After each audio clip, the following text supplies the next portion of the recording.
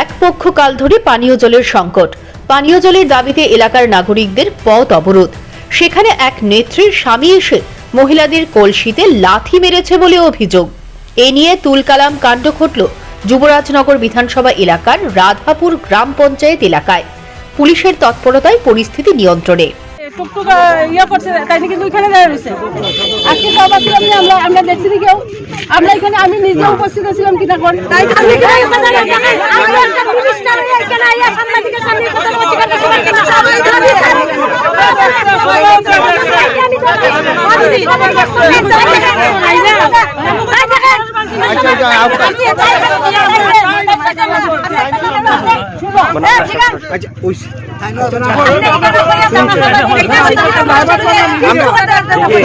ধর্মনগর থানাধীন যুবরাজনগর বিধানসভা এলাকার রাধাপুর গ্রাম পঞ্চায়েতে 7 কিলোমিটার রাস্তা জাতীয় সড়কের আওতাধীন হওয়ার কারণে জমি অধিগ্রহণ করে রাস্তার কাজ চলছে।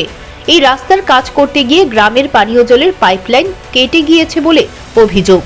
ফলে প্রায় 15 দিন যাবৎ পানীয় জল সরবরাহ বন্ধ হয়ে আছে। গ্রামবাসীদের জলের অভাব পূরণ করতে প্রতিদিন পূর্ত দপ্তর থেকে গ্রামে জলের বন্দোবস্ত করা হয়। 200 থেকে 250টি পরিবার রয়েছে এই গ্রামে। প্রতি পরিবার সর্বোচ্চ 100 লিটার জল পেয়ে থাকে, কিন্তু শেষ 3 দিন যাবৎ এই জলটুকু সঠিকভাবে জোটে না। তাই গ্রামবাসীদের মধ্যে ক্ষোভের সৃষ্টি হয়েছে। এই পরিস্থিতিতে এক প্রকার বাধ্য হয়েই পানীয় জলের দাবিতে রাস্তা অবরোধ করেন গ্রামের নাগরিকেরা। আপনাদের এলাকার সাপ্লাইয়ের জল ছাড়া আর কি পানির উৎস রয়েছে? অনেকের বাড়ি শুধু সাপ্লাইয়ের উপরে ডিপেন্ড করে, আর কিছু কিছু বাড়িতে আছে যেমন পুকুর আছে বা কুয়া আছে, তারা কুয়া যেমন এখন তো বৃষ্টির সিজন না, যেমন আমার বাড়িতে কুয়া আছে, অনেকে জল খাওয়ার জলটা নেই। যে সবসময় যদি খাওয়ার জলটাতে আমরা পুরা একটা কুয়ার উপরে ডিপেন্ড করে, এই জলটা তো সবরে তো মানে কয়েক কলসি করে তো দেওয়া কোনোভাবেই সম্ভব। কত পরিবার এই সমস্যা মানে ভুগছে? এখানে তো পাড়ার বেশ কত পরিবার হইব, 200-250 এইরকম হইব। এত মানুষের সমস্যা সমাধান কি দুইটা একটা কুয়া দিয়ে হইব না? পঞ্চান কোনোভাবেই তো সম্ভব না। আজকে আমার বাড়ি থেকে খাওয়ার জল 1 কলসি 2 কলসি দিলাম, কিন্তু পুরা জল যদি দিত তো আমি নিজেই চলতে পারতাম না। এই লেগে তো জলটা সবচেয়ে বেশি প্রয়োজন।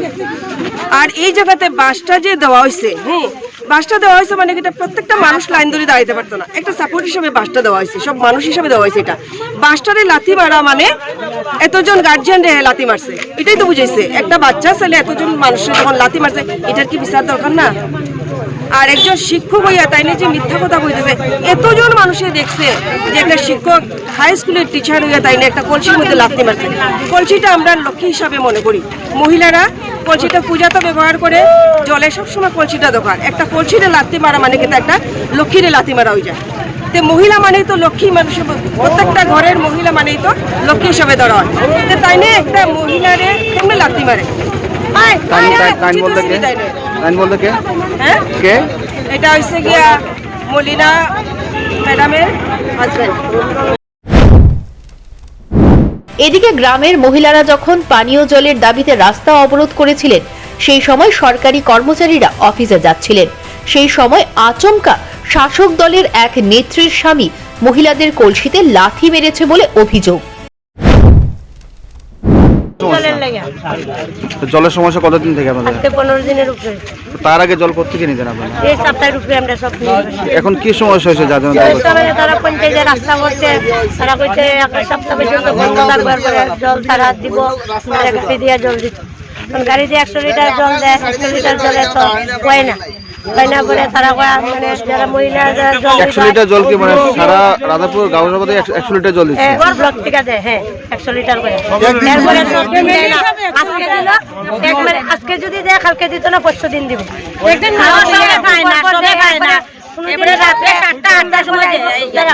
সন্ধ্যার পরে আইব, হয়তো কেউ ঘরে থাকে না বা গাড়ি বারণ দিতে, কালকে তো আইসলাম জল লইয়া তোমরা বাইরে লাই না গেল।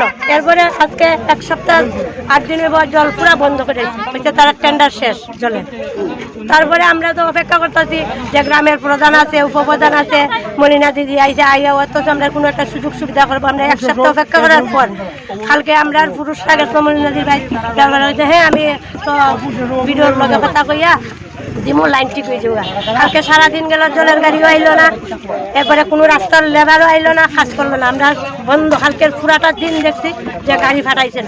আজকে আমরা সকালে এই পদক্ষেপ নিয়েছি, নেওয়ার পরে আমরা স্যার আইছে, দুলন্দা আইছে, রাজকুমার দা আইছে, কথাবার্তা কইতেছি যে ব্লক থেকে আইয়া তারা আমরা সরজমিনে কথা কইয়া যাক যে আজকের ভিতরে আমরা লাইন ঠিক করে দেবো। আমরা গাড়ির জল লাগে না, কারণ 100 লিটার জলে 2 দিন যায় না, কোনো পরিবারও যাইতো না, কারণ আমরা কোনো ধরনের জলের ব্যবস্থা নাই। এরকমভাবে কথা সরতে সবাই কথা কইতেছে, সপ্তাহে একরকম না, সবাই কথা কওয়ার পরে পরে মলিনা দিয়ে আইলো, মলিনা দিয়ে কিন্তু ফোন করা হয়েছে না, কারণ আমার কথা সাংবাদিক আইসে আপনি পরে আমার লগে কথা বলেন।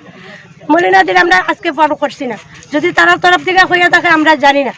দিদি আইসে আয়া সবার লগে কথাবার্তা কইতাছে, সুন্দর সব মিউচুয়াল আছে, কিন্তু হঠাৎ কইরা ফিনু এদিকে বাস তুললো আর মলিনাদির জামাই আমার বরাবর সামনে দাঁড়ানো আসলো, আর একটা পুরুষ মানুষ আসলো, ওই পুরুষ মানুষটা আমি কিন্তু এই কুনার মলিনা এখানে সবের লগে কথা শুনো, একটা কথা আমি সাংবাদিকের কথা বলছি 1 ঘন্টা বইয়া কথা বলবো। তখন তাই আমার সামনে কলসি বালতি আরো কলসি আসলো, তাই লাত্তি মেয়েরা হইতেছে এই তুল তুল তুল। তখন আমি কইছি আপনি একটা স্কুল মাস্টার এইরকম খারাপ ব্যবহারটা শুনে না দাঁড়ান না, এটা শেষ না, অন্য কোনো কথা কইতে পারবেন আপনি, একজন শিক্ষিত মানুষ এরকম করেন। তারপরে তাই আস্তে আস্তে গেল, ফট করে এখানে মানে পুরো একটা উরুস তুলে গেল।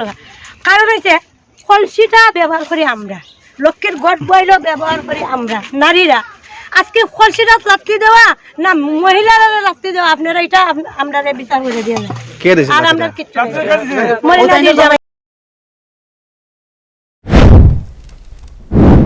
এই বিষয়ে উত্তর জেলা বিজেপির সভানেত্রী মলিনা দেবনাথকে জিজ্ঞাসা করলে তার স্বামী কলসিতে লাথি মারার বিষয়টি তিনি অস্বীকার করেন। তিনি বলেন, এলাকার মানুষ যাতে অবিলম্বে পানীয় জল পায় এর জন্য তিনি ব্লকের ভিডিও এবং DWS এর আধিকারিকদের সঙ্গে কথা বলেছেন। শুনলাই না, এরপর আপনার কথা থাকলে আমরা কথা কোন আমরা কথা বলবো। তো সেই বিষয়টা নিয়ে DWS এর SDO সাথে কথা হয়েছে, আমরা পুরো দপ্তরের সাথে কথা বলেছি যে এখানে যত তাড়াতাড়ি সম্ভব মিস্ত্রি এবং জল, আজকে শুধু নয় গতকালকে কয়েকজন লোক আমার বাড়িতে গিয়েছিলেন এবং আমি সঙ্গে সঙ্গে DWS এর সাথে SDO সাথে কথা বলে আমি বলেছি গাড়ি দিয়ে জলের ব্যবস্থা করেন এবং সঙ্গে সঙ্গে সেই পাইপগুলি যাতে ঠিক করা হয়। আজকেও সবাই যখন দিদিরা এখানে এসেছিলেন আমি বোঝাবার চেষ্টা করেছি যে আজকে অল্প সমস্যা হচ্ছে, বড় একটা রাস্তা হচ্ছে, সেখানে পাইপ ফাটতেই পারে এবং সেই পাইপকে ঠিক করার জন্য যতটুকু সম্ভব তাড়াতাড়ি আমরা কথা বলেছি এবং দপ্তরও আমাদেরকে কথা দিয়েছে যে সেখানে মিস্ত্রি পাঠাচ্ছে, তারপর জলের ব্যবস্থা করছে। তো এখানে কয়েকজন দিদি আমাদেরকে মানতে নারাজ যে না আমরা বোধহয় জলের ব্যবস্থা করতে পারবো না। তাও আমি বললাম যে আমি এনশিওর করছি যে এখানে জলের ব্যবস্থা আমরা করে দেবো। এখানে মাঝখানে স্কুলে যাবার সময় তো এখানে স্কুলের টিচাররা সব যাচ্ছে, বিভিন্ন দপ্তরের সব যারা আছে অফিসিয়াল তারা যাচ্ছে, সেখানে মাঝখানে আমার হাজবেন্ডকে নিয়ে উল্টাপাল্টা কথা এখানে বলা হচ্ছে। তো সেই জন্য